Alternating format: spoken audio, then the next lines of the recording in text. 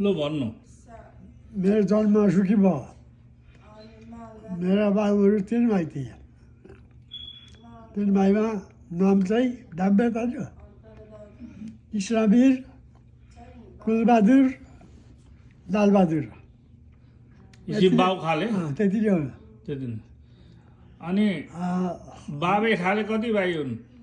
बाबा कति भाइ थिए? 2 भाइ मात्रै थाहा होला मलाई। 3 भाइ खै कति भाइ थिए त्यो त्यति थाहा भएन। 2-3 भाइ थिए मैचाल बजार। अनि त्यहाँ जन्मथलो चाहिँ कहाँ सिक्किम हो? सुखी भयो। ए अनि त्यहाँबाट कति सालमा चाहिँ गएको याद छ? भुटान? भुटान 100 सालमा। 100 सालमा। अँ। अनि त्यहाँ गएर चाहिँ कहाँ बस्यो? त्यहाँबाट गएर हामी त चिराग बस्यो। सिराङ कुन गाउँ? छाँगे बस्यो। छाँगेमा। अनि त्यहाँ कति वर्ष बस्यो?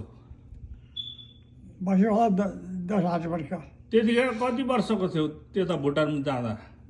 म कति छ 1.5-2 वर्षको पर्छ।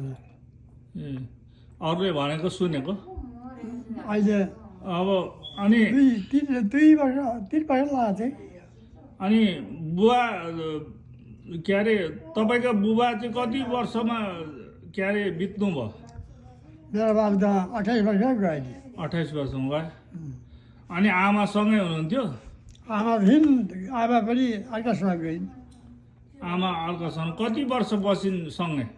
मसँग त अब 15 वर्ष त 17 वर्ष बसेँ। 17 वर्ष बसिन्। ए अनि त्यहाँबाट 17 वर्षदेखि चाहिँ उता गइन्। कोसँग गइन्? उतै खसी कोसँग गइन् कि बास्तोला भन्थे। मास्तलासँग गइन्?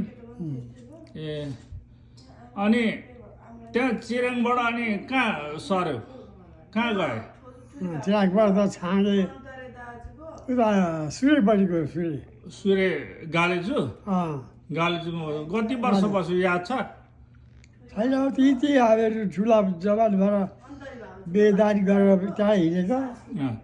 अनि आमा पहिला हिँडेपछि कसले पालो त बाउलाई? अनि कोसँग बस्यो त? हामीहरू त अब आफै बस्यो पनि खायो। अनि लालबहादुरसँगै बसेको भने होइन? लालबहादुर बस्यो, ऊ पनि छुटेर गयो। अनि हामीहरू निज 2जना बस्यो, 3 जना।